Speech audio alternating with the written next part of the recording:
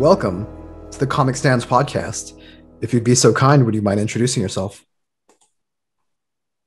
Hi, my name is Ed Luce. I'm the creator of Wobble of Comics, which is also sort of an extended line of merch that includes posters, records, action figures in collaboration with Phoenix-based sculptor Eric Erspamer. What else? Scratch and sniff cards. Yeah, guitar picks. It runs the gamut. And in addition to Lovable Oaf, I understand you also did some work on Henry and Glenn Forever, right? Yes, yeah. Sort of right after starting with Lovable Oaf, I came into contact with a vast variety of who would eventually become my peers in the comics world, and Tom Neely was one of them. And he had just started to do Henry and Glenn Forever. I believe I was a part of the Henry and Glenn Forever and Ever, sort of unplugged from the art collective that originated the concept. He wanted to open it up to a bunch of other people. So when I saw that, I said, "You've got to." I think I might have a unique insight into Henry and Glenn as a romantic couple. Please let me know if I can do something, and he did. And for reasons that will become obvious when we talk about Lovable Oaf, relevant to this conversation, you also do some work for the metal magazine Decibel. Decibel, yeah, I've been the illustrator on there for the last almost 6 years, if not more, I would say. Cool. So how do you describe what you do? Do you consider yourself a cartoonist? Do you consider yourself an illustrator or a comic book artist? I definitely came out of the illustration sort of classically trained as an illustration student. I have a BFA in that from my undergraduate experience, and was trained to do magazine covers and spot illustrations and book covers. This is way back in the mid '90s. I went to undergrad from '93 to '97, but had an idealistic phase towards the end of my time in undergrad, and decided I wanted to be a painter and a studio artist, because I was not very good at drawing things that I wasn't invested in or just sort of didn't care about. So, made a whole series of paintings that were very cartoony, very comic inspired. I was hugely into pop art at the time, but was really reading mainly mainstream comics. Marvel and DC and Image was in its early years back then, and just sort of kind of mashed the two together, my love of comics and pop art, to create some kind of quasi blasphemous religious paintings. I have a love of heavy metal, so that definitely informed a lot of the imagery as well. And was so into that, decided that I wanted to go into grad school. So I went to UC San Diego to study painting. They didn't have an illustration program, and left with an MFA degree in performance, installation, and painting, if you can believe that. Became a teacher for a bunch of years, knocked the comics out of the hands of many a student, saying, draw this still life or draw yourself in a mirror, for a really long time. Still bought comics, but kind of kept my, my interest in that separate from what I did and what I taught. Ended up in San Francisco in a tiny apartment eventually, and was not able to paint anymore or make large scale work. So San Francisco, being a kind of world-class comic city, came into contact with a bunch of cartoonists there, especially queer cartoonists. Justin Hall being sort of I would say, the central figure of that San Francisco comic scene in a lot of ways. And went to my first alternative press expo in San Francisco. That was when it was going on there, before it moved up to San Jose. And now I don't even think it's sort of happening anymore. But decided, you know what, I can do this. I have the fundamental skills to do this based on that illustration background. I have a love of comics. So I kind of entered in a little bit later in life. I would say I was already well into my 30s when I released my first proper book of Wobble Oaf. And just kind of never looked back from there. Now, growing up, did you always want to be an artist? I did, yeah. I was really fortunate in that my father showed some early aptitude as a painter, but his parents discouraged him from doing that. And my parents kept a pencil in my hand, and kept me drawing. I kind of went through what I think a lot of artists, people who draw in grade school, middle school, high school do. You're sort of celebrated as the class artist and things like that. So I did do my own sort of comic that will never see the light of day when I was in high school. That was uh, sort of aping my love of the X-Men books in particular, and what they had to say about identity and sexuality and race. And so I did like my own comic in high school. I think it was called Mutants Anonymous. It was that much of a ripoff of the X-Men, but worked out a lot of my kind of psychosexual issues and also my technical anatomy skills while working on that. I forgot where I was going with this, but yeah, I early on I definitely wanted to be one, and my parents kind of wanted me to go to college to be, of all things, a children's book illustrator. So I fell pretty far outside of that ultimately, but yeah, definitely I've drawn my entire life and managed to keep drawing even after college, when a lot of my friends who were in the art program that I was in just kind of stopped doing that. So you mentioned Image Comics, Marvel Comics, and specifically the X-Men. What drew you to comics? I guess at a certain point in my, I would say around middle school, when kids started to put down toys, I did and started getting interested in girls. I didn't get interested in girls, so I needed to find a way to kind of relate to my friends. And I had bought them, I was younger. I should say my parents bought them for me. You're going through the supermarket, and they were super cheap back then. So, your parents would put them in your hand to keep you quiet. But yeah, it became very uncool around 12 or 13 to keep buying toys. And I had to find some other way to relate to my male friends, because they were talking about girls, but they were talking about comics. So yeah, I mean, that was the heyday of the late 80s, early 90s, when the sort of seeds of Image were growing in Marvel, and ultimately exploded into that entire imprint. So I was very much into the anatomy. I had my favorites. I definitely was into Jim Lee, Mark Silvestri, Eric Larson was a big one. A lot of them taught me how to draw the type of characters that I draw today, in terms of these, big shapes and kind of muscular guys and hair patterns. I was super into hair patterns, and that is like a central feature of the Lovable Oaf comics. So yeah, I just kind of fell in love with that storytelling style. So let's talk about your style a little bit. I mean, you talked about taking influence from, that era of comics. The Jim Lee, Mark Silvestri. It was kind of like, in its own way, like a Michael Bay, Jerry Bruckheimer kind of styled comic books. Like big splash pages. Everything was really very over the top. All the girls look like supermodels. All the guys look like,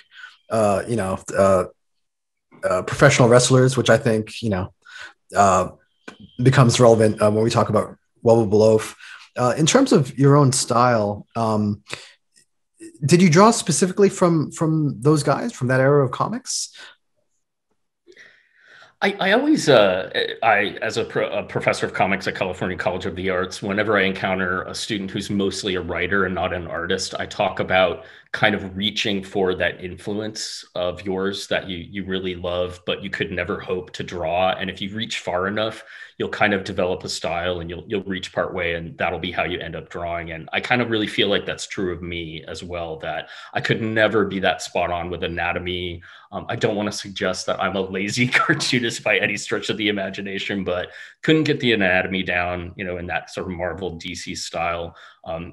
Not so great at perspective drawing, or just didn't have the patience for it. So I like to think that my style definitely evolved from looking at what I would call the sort of 80s and 90s masters. I forgot to mention John Byrne too. John Byrne was another huge influence. So yeah, I think I kind of, in reaching for the greats, ended up where I am, which isn't, it's indie, but you can really see that maybe mainstream influence in there if you look close enough. So you talked about being a painter and doing work in a pop art style. When you moved back to comics, did you head straight to pen and ink, or did you head to digital? I went straight to pen and ink, yeah, and I was a very much butting heads with the reality of digital art in grad school.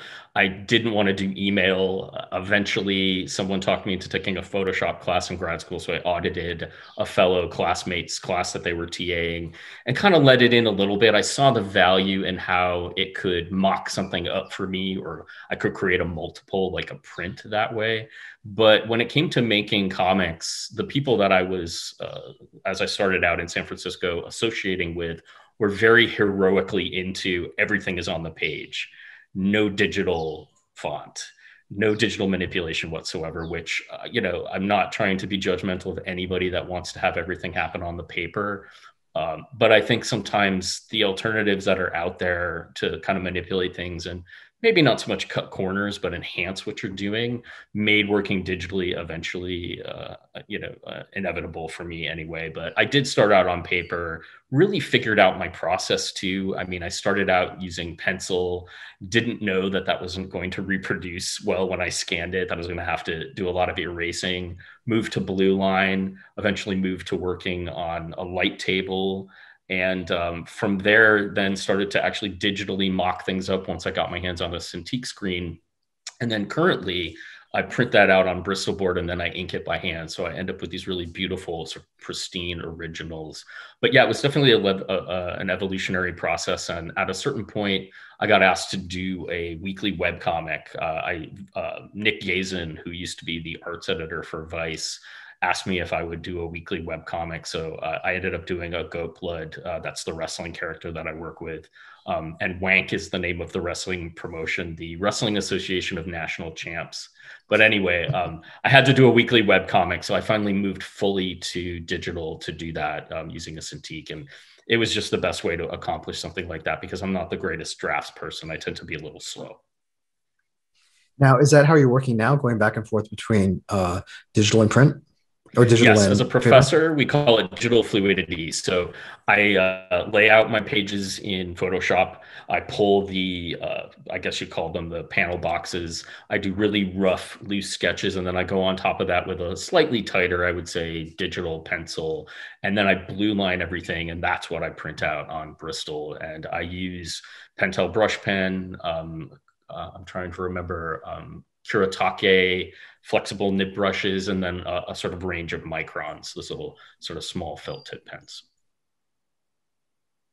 And then I scan that and I bring it back in and I color it. So it's very convoluted, but I really wanted to end up with an original because I saw the way that my work was moving. Having gallery shows and exhibitions was starting to happen as I got closer to the 10th anniversary of Lovable Oath. The 15th anniversary is coming up. So rather than just kind of do prints, I wanted to actually have original art in these exhibitions. Now, when you're doing web comics, were they self-contained pages or were you serializing the stories over several pages? It was a little bit of both. I wanted to do sort of one and done pages. So, it would be a single page that would run weekly in Vice. It would cover a story, but and they were all linked. I mean, they were all kind of wrestling themed, but I wanted to just kind of cover a favorite corner of wrestling or a favorite topic or issue or theme within wrestling with each comic. So you'd see recurring characters. And I did an initial run, I think, of a dozen, and then Nick invited me to go come back and do a half run. So the two were related, but for that second half run, I introduced a female character called Disastra, sort of death metal themed female lucha wrestler. So Goat Blood / Lovable Oath, that's his wrestling identity, was a part of that. But yeah, otherwise you didn't have to read them all to understand what's going on. You could kind of take them more modularly. So let's talk about Lovable Oath. How did you arrive at the concept? What led you to create this character? Sure. I had just moved from New York City to Davis, California, just outside of San Francisco. Actually, it's a suburb of Sacramento, technically, I think you could call it, and was facing having the beginning of a smaller painting studio situation. So I got invited to do a series of paper doll drawings for a paper doll themed art show at a Phoenix-based gallery called The Trunk Space, which is still around. Shout out to those folks. And I did three. I did Guts and Glamour zombie paper doll. I did career makeover for Elizabeth Berkley of Showgirls and Saved by the Bell fame. And then the third one I did was just this character, Lovable Oath, who was the blank paper doll was him in these pink kitty undies with a little black kitty face on them. He had a sort of horrific mug that was very much an amalgam of a lot of cartoon characters that I was a fan of, Bluto from Popeye, Sluggo from Nancy, old G.I. Joe comics. And he was just this pale, scary guy with pink teeth and pink eyes that you wouldn't want to mess with in these kitty undies. And then all his outfits were the lovable part of the oaf. They were fuzzy pajamas, a jogging suit with little kitties attached to it. He had a Smiths t-shirt on, and his accessories were a Chipmunk Punk album that you could sort of fold onto his hand. And then I think, what was the other one? Oh, it was a Smurfs album, one of the early Smurfs records that came out, I think, in the late 70s, early 80s. So the concept kind of sprung to life in just the single paper doll image. And it was the one that got the most attention. A lot of people that were close to me were like, who is this guy? Because I named him Lovable if I kind of created a logo for the drawing. And it seemed like a comic, given the amount of attention I was getting, would be the best way to do this. So, as I said, I had kind of moved to Sacramento at the time, or I'm sorry, San Francisco at the time. And it all kind of coalesced and came together, and in a way that lightning strike a little bit. And the concept unfurled from my first couple months living in San Francisco. So, did you originally approach the project as a comic book series, or did you also explore doing this as a web comic? No, I never. I was terrified of web comics, and I mean, we're talking like 2007, 2008. So they were happening, but they were not. I would say the platforms weren't there. They weren't quite as user friendly. If you were going to do that, you'd have to build your own website. There was nothing that you could kind of upload to. And MySpace was happening, but it was, not quite used to share comics or disseminate comics at that point. Facebook, I think, was a little bit off. And Instagram was, even further beyond that. So I was very much invested in making it a physical book, because San Francisco at that point was also just littered with comic book shops. The place that I moved in at had Isotope Comics on Fell Street in San Francisco. Wins the best comic shop of the year every year there. So I got to know the owner quite well, James Syme. And really, just started to say to myself, I think I can do this, but it was always going to be a print project. So you self-published the original run, right? Yeah. I had someone who helped sort of fund that, fronted the money to have it printed at Howard Quinn Books, which was one of the printers of the original, I think, Zap Comics, actually. And, use that to get the first couple issues out. I also made special edition versions of the books, which included little extras. I kind of took the music band model, the bundle that really, kind of picked up steam, I would say, within the last 10 years. I had observed that in other places and started to pack in an issue of the comic with like a glow in the dark cover, a record, a single. I was lucky enough to have someone who knew a couple bands that could record as Vaculoid.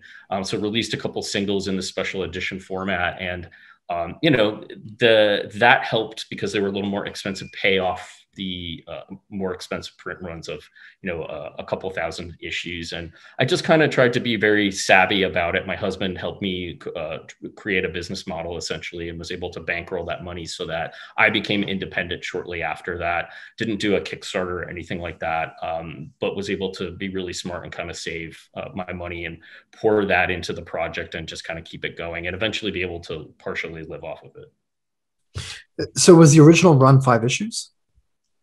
The original run was 5 issues. Unfortunately, the 5th issue is a little complicated. I think I had done a lot of it on my own. The 0 issue, it goes from 0 actually to 5. The 0 through 4 issues I wrote and drew almost completely. There was some input from another person for a couple stories here and there. That person wrote one of the characters that was kind of based on him.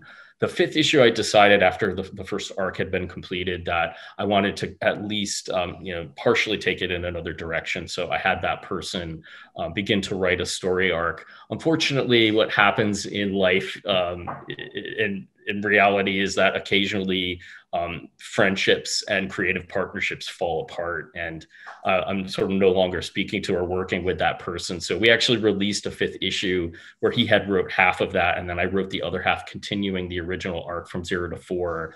But I have since kind of pulled that from circulation. If anybody has that 5th issue, it's going to be one of those weird aberrations in the continuity of a comic. And I've rewritten the rest of that 5th issue, and we'll be putting it out there. So it'll only really be continuing the Oaf and Eiffel story, whereas before, half of the 5th issue was going to be about the Smusher character, one of Oaf's extended cast. And I was excited to let somebody else in there and just write from a completely different place, keep it fresh for myself in terms of being able to draw something different. But as I said, that friendship and creative partnership sort of fell through. It's just, again, a sad reality of collaboration sometimes. So I'm in the process of rewriting that issue, and we'll put it out as soon as possible. So we talked a lot about your art process, your drawing process. Let's talk about your writing process. Did you map out the 5 issues beforehand? Did you have a clear idea where these characters were going? I did and I didn't. I mean, I had all kinds of plans where, and I was starting to realize them with Smusher sort of taking over the second arc. I had originally done a 0 issue where all the characters in the extended cast got a 1 to 4 page story. Each of them was kind of covering one of my passions. The Bufu character is a fashion designer, so he's sort of covering my love of fashion. I introduced the band Ejaculoid, as I said, and they're sort of competing in that Gem and the Holograms versus the Misfits kind of classic way. Their archenemy was Sphincterine, so I was going to do an arc about them. Oaf has an adoptive father, Lil Papa. I wanted to cover sort of his origins back in the 70s and 80s and kind of cover the gay scene, especially the gay male San Francisco scene in the 70s. So I had everything kind of mapped out, but I didn't know anything about writing comics in the long term. And, I would write an issue at a time and just kind of build on what my initial outline was, or my initial sort of story summary, my ideas. And that kind of did govern the first couple issues, but I did have to write myself out of some corners. I introduced some new characters. I just tried to keep it interesting for myself. And I really feel like my love of those old, especially Chris Claremont X-Men comics, Uncanny X-Men comics, taught me that you could write yourself out of anything if you were a good enough writer. So I did have things planned out, but ultimately I also worked incredibly slowly. And that meant that if I were going to release an issue, it was going to be once a year, basically. So I put out a lot of mini comics in between, short, maybe 12 to 20 pagers that, filled in some of the gaps and kept me interested in drawing the characters before I returned to that main storyline that was happening in 0, 1, 2, 3, 4, etc. So it's funny. As I said, I'm currently a professor of comics in the MFA in comics program at California College of the Arts. And I am espousing a much more rigorous way of writing because I didn't have that initially. So now when I go into sort of the recent comics that I've been making, I do start out with a script. And I do plan everything out. I break it down by panel. So that is my current process. But before, it was just like all over the place. It's funny that you mentioned Chris Claremont. I was just thinking about this recently, how the X-Men comics were really a soap opera. They weren't really an action kind of comic, you know what I mean? It's like there would be action, but it was all like drama, building up to a big fight set piece. But really what Claremont really loved was the drama happening in the house, the drama happening between characters. In a way, it was kind of like a version of the reality shows you have now, where Claremont scripts were like, the talk to camera moment, you know what I mean? Where every character has a talk to camera moment and just puts all their, what would be an internal monologue is just, the character speaking directly to you. Was that an influence on you at all? That style, the very confessional style? Yeah, absolutely.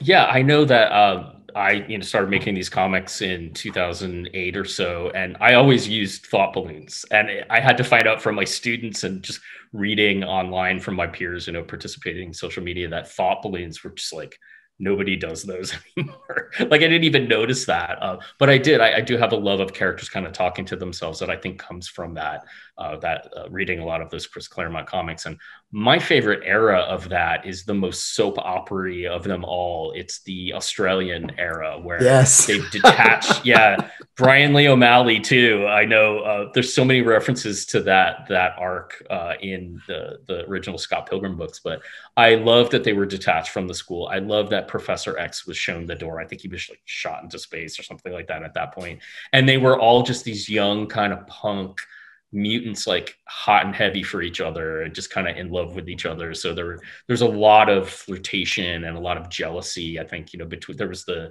love triangle between Longshot, Dazzler, and Rogue. I think that did inspire a lot of the drama and the relationships that are going on in that first arc of the Oath comic too. So you mentioned when you were packaging these comics, you were including singles. Who were contributing the music to these singles? Sure. There is a legendary queercore band called Limp Wrist that was active in the Bay Area. I think from the mid '90s. I think they just released a record actually a couple of years ago. So it was members of Limp Wrist, Needles, another Bay Area band, and Talk Is Poison. So kind of a collaboration between those bands. They got together. I don't want to mispronounce his name, but the voice of Eiffel, the lead singer, is Martin Sarundagai, the lead singer of Limp Wrist, and Scott Moore plays guitar, also from Limp Wrist, on all of those tracks. So they are very short. They're almost kind of, we call it disco grindcore. That's the genre that we kind of made up. So it has some synths in it and a lot of screaming, but I don't think any of those early songs are longer than 50 seconds or something like that. Yeah. So we did vinyl release for the first two, and then we did one of those postcard. I was a big fan of the cereal box records that I used to get as a kid. So when we found out that Pirates Press was able to do that with postcard, I think the third one we released was from one of those. And I should mention too, I did a sort of self anthology of other creators drawing my characters, and I decided to have a couple other bands cover the very first single that the members of all of those bands, Limp Wrist, etc., did, called Fierce. I had Author and Punisher, the sort of one-man industrial band from San Diego, cover that song. And then on the flip side, it was Harasser, a black metal band from LA, who I love the three of them. They're sort of my black metal boy band in some ways. And they did very different covers of that Fierce song. And I released that as a part of the special edition for that Oath anthology. And in fact, I just uncovered a bunch of miscolored versions of that I talked to both of those bands, and we're going to re-release that as a 7-inch as soon as I can get the artwork done for it. So I definitely wanted, as someone who's not a musician and not musically talented in any way, I saw this as not only my opportunity to draw bands and kind of depict band culture, but hey, why not, produce a couple records and participate in that way, since I couldn't do it on my own. You could create disco grindcore the way Malcolm McLaren created punk. Yeah. I mean, think it and be it. You have the fashion element, and then you've got the visual element, and then you've got the music. Yeah. As I was drawing the comic, I wanted them to sound like the first couple Genghis Tron records, and I did not have the band that made those for singles was not interested in that at all. So what they produced was amazing and beautiful anyway. And what Author and Punisher and Harasser ended up doing is just so even beyond my expectations for what those songs could become. I'm really proud of all of that work. So I'm curious who your audience was, because Woevable Oath is an interesting cross section of different interests that you don't normally see go together. Like I have friends who are metal fans and also pro wrestling fans. I don't have many gay friends who are metal fans, and I definitely don't have many gay friends who are pro wrestling fans, or at least not the wrestling aspect. Yeah, I'm very lonely. I'm desperately lonely. Winona Ryder in Beetlejuice, when that gif of her saying "I am utterly alone," that I feel like that's me a lot of the time. It's interesting. I mean, at least visually, when I was making the comic, as I said, I was in San Francisco. I was dating a lot of guys that would, I guess we would call from the bear community, for those people that might not know. I think it's been mainstreamed largely, although I can't think of any one pop cultural example that everybody would know. But bears are sort of large, more hirsute gay men who, just they look like lumberjacks essentially. So I was very much participating in that subculture in San Francisco, and I thought, let me make this love letter to these people, these guys that I hang around with and date. But I also, for some reason, having been immersed a little bit in the queer comics community, I was aware that I was a little bit older and I wasn't making a coming out comic. And I don't think everybody that makes a queer comic is making a coming out comic. But I didn't want my characters to just sort of walk through a doorway and say, hello, everyone, I'm gay. Or they were all sorted out about that already. So I kind of used language differently in those early issues. And how I used to talk about it was so irresponsible and immature, and I was sort of trying to push buttons and kind of make a name for myself in that queer comics community. But I didn't use the words queer or gay or bear anywhere in the early comics because I perhaps arrogantly assumed that if you just opened the book, it would be pretty obvious, to tell the way I was drawing the characters, the way that they were interacting. There's no explicit sex really in that early arc or any of the early issues. But I was a little bit, determined to not include explicit language or imagery, just because I kind of wanted to see who else it might reach. And my gamble ended up kind of paying off. And I remember the very first time that my husband and I kind of looked at each other and said, maybe this thing will have legs, is when we started doing away shows. We did a small indie comic show called Stumptown in Portland, Oregon. And we were sort of besieged by straight guys, or who I observed to be straight guys, assumed to be coming up and asking all kinds of questions, and wasn't immediately like, oh, this is hot. They were more like, oh, this kind of looks like me. Like, what is this about? And I was very sort of quiet and like didn't say anything about the content. Okay, and I told about this. Yeah, I mean, the way I talked about the book too was people would say, so tell me what this is about. And I'd say, well, it's a book about big, scary, hairy guys and the people who love them and cats. And that's absolutely true. So, a lot of people bought it the next day. I think word might be spread a little bit. More people came in.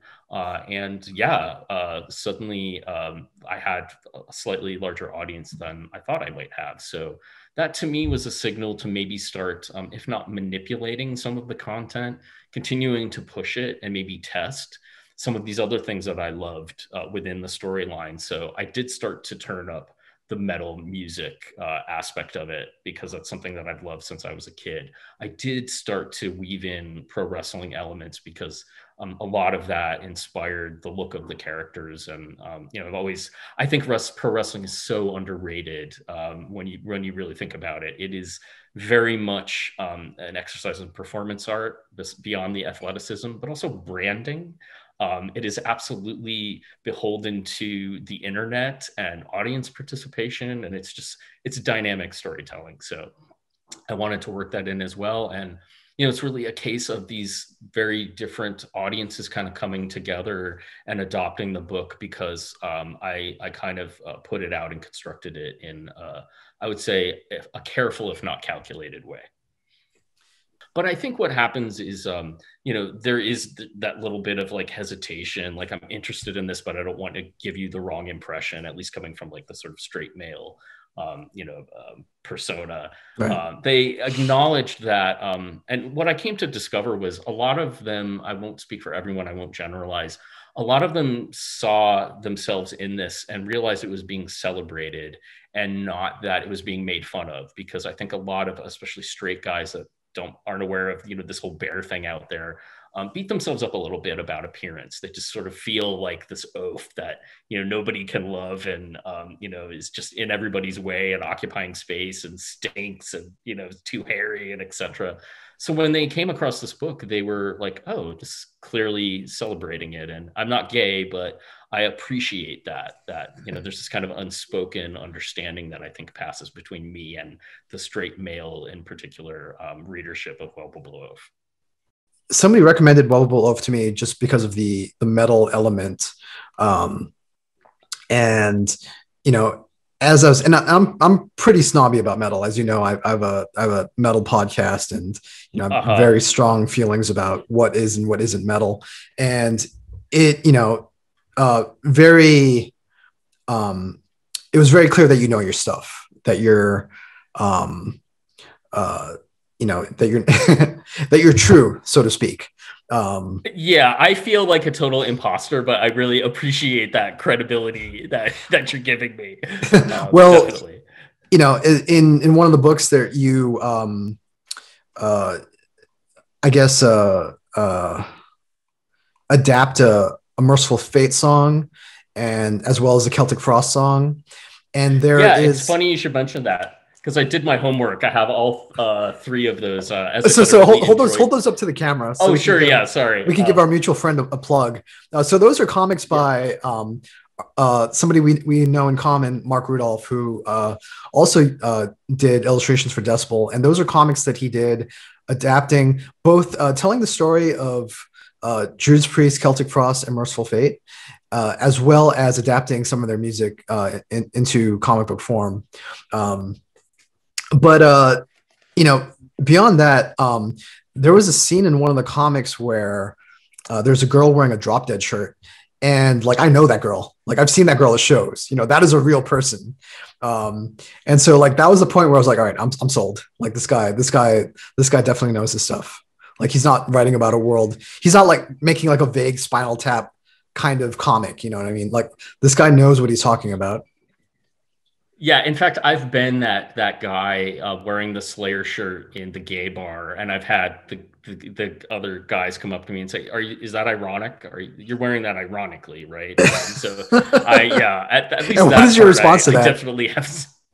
What is your Um, response to that? no, I love Slayer. Why?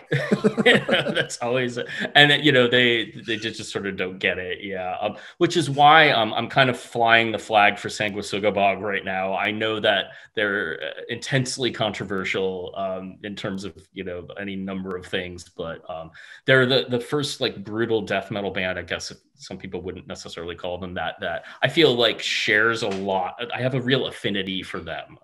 Not just in terms of what they've been doing visually, but also with their merch, and also because the guitarist Cameron is non-binary, and I've been just waiting. There are plenty of other metal bands that have queer members in them, but I can't remember one that's been this visible that I've also been very passionate about their music and their entire sort of visual story as Sanguisugabog. So I'm waiting for that to change. that hopefully more queer people will become metal fans, maybe because of this band. It'll be like the Nirvana of brutal death metal for queer people. So I don't have to suffer those kind of questions anymore when I go out. So from when did Fantagraphics get involved with this? Sure. Yeah, I was an absolute virgin when it came to any kind of publishers.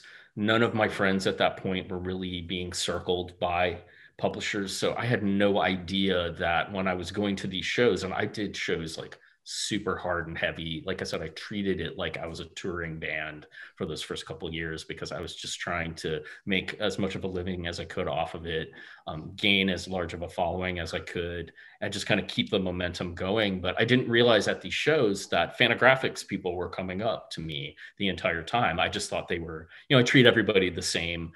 If you're, someone who works at a publisher, you often don't want to disclose who you are because that can change the dynamic of the conversation. If you're just there to, observe and maybe pick up a few things and then walk away. But it took seeing a couple of these folks from Fantagraphics quite a few times until one of them handed me a card and said, "Hey, you should maybe submit a package to us." I believe that was Mike Bayer, who's no longer working for Fantagraphics. So definitely wanted to give him a shout out, and also Jack Cohen.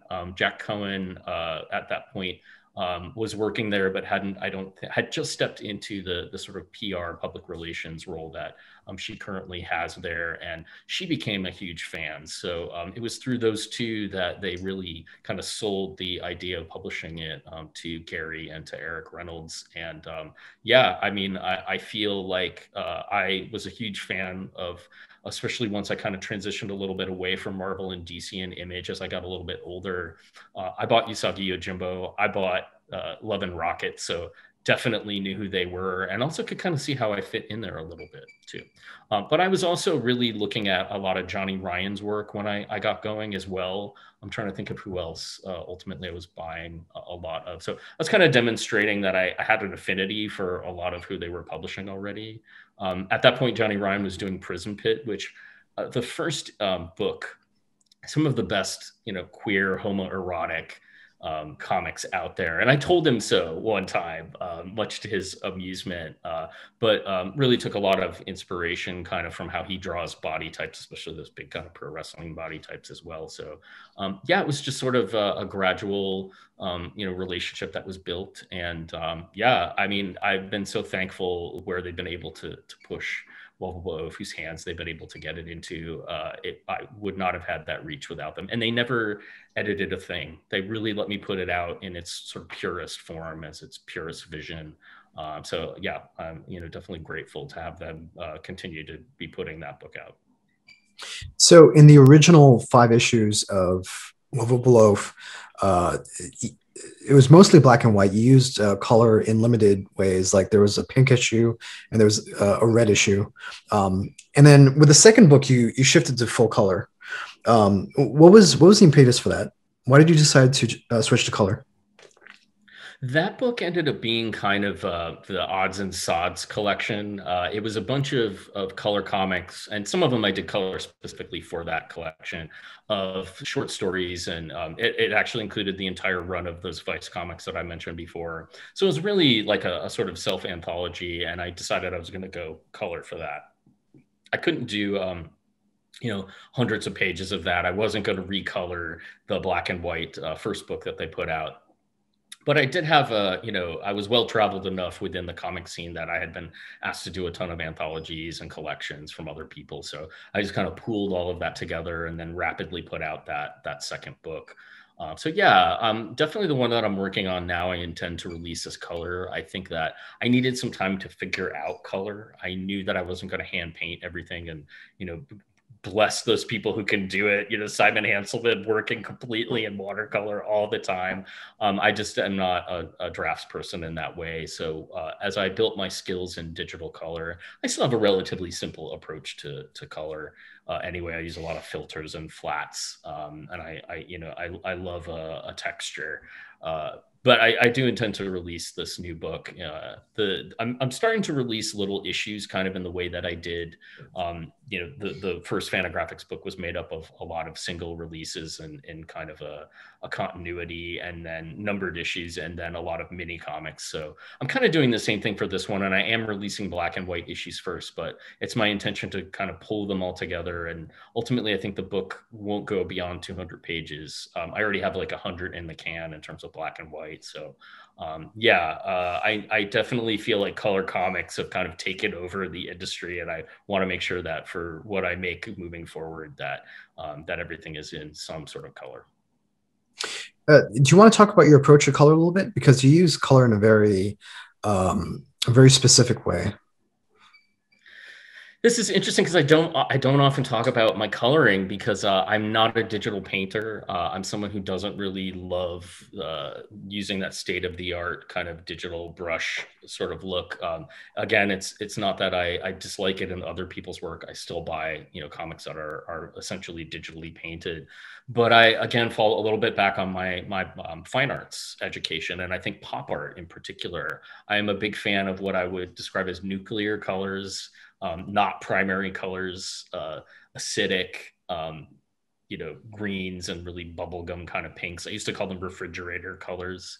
I do love a grunge filter over everything, and the way that can kind of harmonize really flat colors and pick up little details here and there in what is otherwise just flat, smooth color. So I don't know, maybe, my philosophy and my influence from my fine arts education, and in particular, I would say 70s and 80s colors. It's interesting to, be a participant in social media right now and see the 90s really exerting its aesthetic on digital color, things that will never be printed, and kind of see that popping out a little bit. So yeah, I don't know. I definitely am a fan of the way that Michael DeForge colors. that flat color. Not interested in putting any kind of variation in there. So I think it just kind of evolved from my own desire to kind of move quickly, enjoying the randomness of putting a color filter or a texture filter over something and see how that kind of changes the color. But otherwise, not getting too into realistic looking aesthetics. Again, as I say, the way that comics are digitally painted now.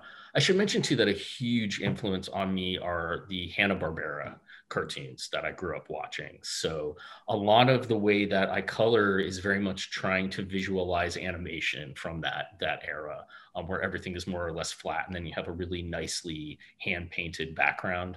A lot of what I do is definitely kind of pulling from that aesthetic as well. And I definitely wanted to, with a lot of my early color work, sort of create concept art eventually for an animation, to have that be a bit of a proof of concept. So I guess all those things are, kind of inform the color work that I do.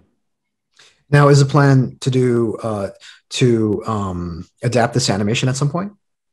This is another thing that I'm kind of coming out about, and I should mention I have been working on this new Fantagraphics book that I've been talking about for quite some time. But between what was going on in the United States over the last 4 years, let's say, and then especially the last year of the pandemic, I had been kind of brought a little bit low and not feeling particularly creative. And another reason that I kind of stopped working was I had the cartoon was optioned for, the comic was optioned for development into a cartoon. And without naming names, it was like exactly who I would have wanted. And it all seemed like it was going to be awesome. And then the studio that was facilitating it and working on it closed, and the rights lapsed. And I was under no illusions that this was a distinct possibility. I mean, I think I used to say to people, of 100 properties that gets optioned, maybe 25 end up getting scripted, and then maybe like 5 actually get a pilot, and then maybe 2 actually get made into a series. And I definitely fell to the wayside well before that happened. So I learned a lot from that experience, but it was on the table, and I watched it slowly wither and die over the course of a couple years. As I said, every time I do an interview or I do a podcast, I always say the rights are out there. If you're a fan, get in touch with me, because I have a lot of ideas, and definitely would like to see it move forward. I'm also wearing Sangosuga, and I'm trying to sort of court to that band, because I would love the lead singer Devin Swank to do the voice of the oaf. I think he's got the perfect oaf voice. So if down the line he's looking for animation voiceover work, I want to put that out into the world as well, that I would love for him to do the voice. I mean, if Metalocalypse has taught us anything, it's that there is a market for a death metal themed cartoon. Definitely. Yeah. And I thought, I think the interest that was driving it was like, there's never been a queer metal cartoon before. That is sort of the nexus of cat culture and cat memes potentially, and also just having a band and music. I think the closest that we got to that was, there was a really awful 1-season FX cartoon, and I can't remember the name of it, but it had a gay bear sort of hip-hop character in it, but completely different. Chosen was the name of it, with a Z. I think Danny McBride was involved in it to some degree. I think that just the opportunity to do something different with so many of those things I just mentioned, I would have loved to have seen it happen. As I said, we were interviewing writers, and it was moving in a healthy direction, and it just sort of went belly up. So let's talk about what you're working on now. What can you tell us about the upcoming Web of Below comics? Sure. Well, part of the because there was such a sort of upheaval, or I should say, I felt the upheaval that the country was going through over the last, couple of years. I felt, the glare of that, maybe not so much as some people, but, as a queer person, really worried about the future and what was going on. And then the pandemic kind of came crashing down.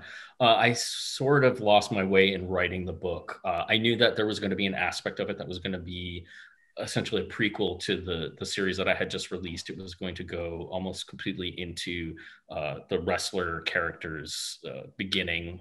So in that sense, it is a prequel, and it was looking at his essentially his first year, what he learned becoming, how to become a wrestler, essentially. And I had kind of worked into one of those issues the Eiffel character. So the dynamic in the comic is there's Oaf, and he sees and is smitten by the Eiffel, the lead singer of the disco grindcore band Ejaculoid. And in the third issue of the comic, it's revealed while they're out on a date, Oaf tells Eiffel that he was this wrestler, Goat Blood. And Eiffel just freaks out because that was one of his favorite wrestlers when he was a kid. So, doing a prequel, I had the opportunity to explore Oaf's timeline and his journey to become a wrestler. But I did a little scene in a comic that I released called Wank Tales #1. So, again, just taking bits and pieces of the story and getting it out into the world so that people could see. And I was, at least remaining current and putting out new work. But I did a chapter where we see Eiffel in high school, and he's really being bullied. He's essentially me. He's, decked out in the classic sort of 90s haircut where everything is shaved and he just has his hair slicked back. He's got black nail polish on. He's wearing black overalls that are cutoffs with a Thrill Kill Cult patch sewn in. And he goes home after a miserable day and ends up watching pro wrestling. And it's him seeing his future potential boyfriend on the screen, and he gets really excited about it. So having drawn that and putting that out into the world, a couple people, again, I really try and listen to, the feedback that I get from everybody, but from particular people. James Syme, the owner of Isotope Comics, said, "You know what, Ed? That issue is one of your best issues, and it's because of that last chapter with Eiffel as a kid." And I'd already talked to him about it and said, this is very much me. So I decided to add a kind of memoir. I'm not a memoir person at all. I think I enjoy them, and certainly my students that I work with, I'm very invested in making sure that they get their voices and their stories out there. But I feel like my life is kind of boring, and if I were to do a literal memoir, it would be really awful, and nobody would read it. But I sort of said to myself, okay, let me start writing and developing that side of it so that we see the beginnings of both of these characters kind of moving on these parallel tracks. At the same time, they won't meet for years, but it allowed me to kind of do what I originally did with the first Oaf series, the 0 through 4 issues, where I was coming out of a bad relationship and I just wanted to write kind of romantic comedy where the two characters get together at the end and everything is okay. I kind of wanted to take the Eiffel character when he was younger and in high school and in his adolescence and write for him what I wish I had had, which is he ultimately meets his first boyfriend right at the end of his senior year. And I kind of wanted to right some wrongs that had gone on in my own life. So it feels kind of like it's an enhanced memoir. I always refer to Lovable Oaf as a kind of enhanced memoir anyway, taking the funny things and situations that I've been in and really cranking the volume up on them and then kind of stitching them together in a storyline. So that's where that book is right now. It's going to be very much a fight comic in some ways, and then a little bit of I shouldn't say a little bit, equal parts fight comic and memoir. And when are you hoping to have these comics out? Gosh, I do not know. As I said, I've got 100 pages in the can, and I have the story summaries written for a lot of the remainder of it, which I don't think will go much beyond another 100 pages. But from there, then I do have to color everything. So I was supposed to get this out, I think in fall of 2019.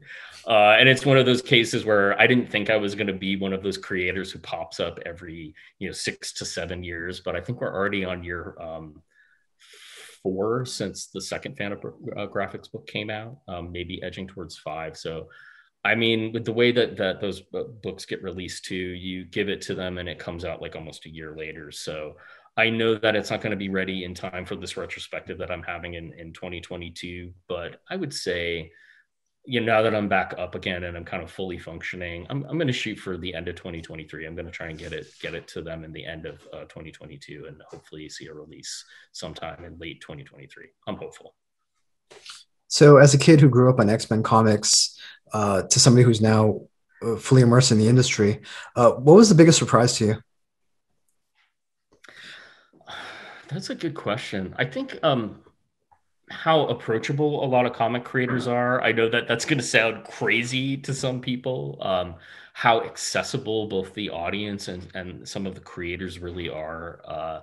I didn't have to over explain things to people. I just put the work out there, and it was really fun to have them, see what would kind of come back at me. And I did not have that experience at all when I was having sort of a fine arts career. In some ways, I was not good at talking about my work when I was purely a painter and trying to work within the gallery and exhibition museum kind of system. So I was surprised that I could share space with some of my all-time heroes relatively quickly in my career. Some of the people that I've been in panels with, I've been surprised at how receptive people have been to a really weird. I've had people tell me my book is weird, so I'm not, sort of self assessing when I say that it's a weird book. Who's responded to it, especially in the form of, again, some of my greatest heroes. I did a couple stories in Heavy Metal Magazine when Grant Morrison was the editor, because he was super into it, and it was like, let me see what you can come up with. So that, I think, accessibility has been really surprising. I mean, there are douchebags in every industry that you meet or that you might get involved in. But certainly, just sitting down and having casual conversations with people, again, who I've just been fans with, who are very formative. Eric Larson used to shop at Isotope Comics. I think he still does, but he comes in less frequently. And I would just roll up to him and have conversations with him, which kind of blew my mind. Right before the pandemic hit, I was in an art exhibition in Phoenix, Arizona, with Todd McFarlane, and he was just the nicest, most genuine guy I'd ever met. So I think that side of it, maybe it's changed. Maybe I kind of entered the industry right at the right point before it kind of got flooded. I do feel like it's getting a little bit flooded these days, just because there's so much great work out there, and schools and academia and libraries are embracing comics in a way that they never have before. I guess just kind of meeting your heroes feels like something possible. Maybe it's also possible in music too. I don't know, but that was a surprise. So the first Wovel Below book, which is called Wovel Below, and the second book, which is called Wovel Below, Blood and Metal, are out now through Fantagraphics. Ed, what is the best way for people to order these books? I would say go to the Fantagraphics website, but otherwise, definitely most of the major book retailers will have it. Amazon will have it. Barnes and Noble, I think, has it. I don't sell it on my own site. My site is wovelbelow.com. I do sell some single issues on there and T-shirts and some of the merchandise that I have left. Anytime I have a new single issue, it goes up on there. I'm trying to think of where else. I mean, you can order it through bookstores. I think it's still available through distributors and things like that if you wanted to give it a try. But yeah, I mean, that's, again, one of the great advantages of Fantagraphics, is that they really put it out all over the place. So tell me about the merchandise you have on your website. Right now, I think the main things that are up there are the T-shirts. That was, in a way, how I kind of promoted the early book. While I was working on the first couple of issues, I put out this image on a black T-shirt of Oaf, as I said, kind of in his underwear with the pink undies with a little black cat on it, which I won't say that it went viral, but definitely in the days of MySpace, it was something that people love to put on and post and share. So the early legend of the book kind of came out that way. So those are on that website. There's a Goat Blood also shirt of, it's him in red kind of popping his guns. It's interesting that character starts to take off a little bit in terms of the fan art that I see people do. He's a little bit more accessible, since he's not like completely, almost nude, hairy man in pink underwear. He's got, he's a little bit more recognizable as like kind of metal influenced and sort of satanic. And he's basically Baphomet. So, people enjoy doing their interpretation of him. So that's on there. There's, again, some of the early single issues. If you don't want to commit to the the $30 Fantagraphics book, you can buy a compendium of 0 and 1. That's on the website as well, along with, I think, up to issue 4 maybe. The Oaf anthologies are on there too, and that, again, was a self-anthology that I did, where I asked some of my favorite artists. Johnny Ryan did a pinup. Junko Mizuno, who I'm a huge fan of, especially some of her early manga. I got Gilbert Hernandez to do an Oaf pinup. I'm trying to think of who else. Mari Naomi. So yeah, Tom Neely, Mark Rudolph. So they're just little compilations of short stories that someone else wrote and I drew, or other people wrote and drew, and then a collection of pinups. Ben Marra, I'm a huge fan of Benjamin Marra's work. Andrew McLean, who does Headlopper, did a drawing. So it's that kind of stuff that's up there right now. If people want to keep up to date with what you're working on, how can they do that? The social media that I love the most and I maintain the most is Instagram, and that is Woveable_oaf. But I'm also on Twitter. I mean, it's not my favorite, but I'm on there too, and Facebook. Oaf has his own sort of pit profile and page on Facebook as well. So I do try and maintain a presence on all those sites, even though I don't water them as regularly. Instagram is the one that is the most current, that I post on pretty much every day. Cool. Thank you so much, Ed. Yeah, thank you. And again, if there's anything else you need from me or anything, I know that you're still in the opening stages of kind of launching this thing. Let me know. Definitely when you're about to put it live, let me know, and I'll show the crap out of it.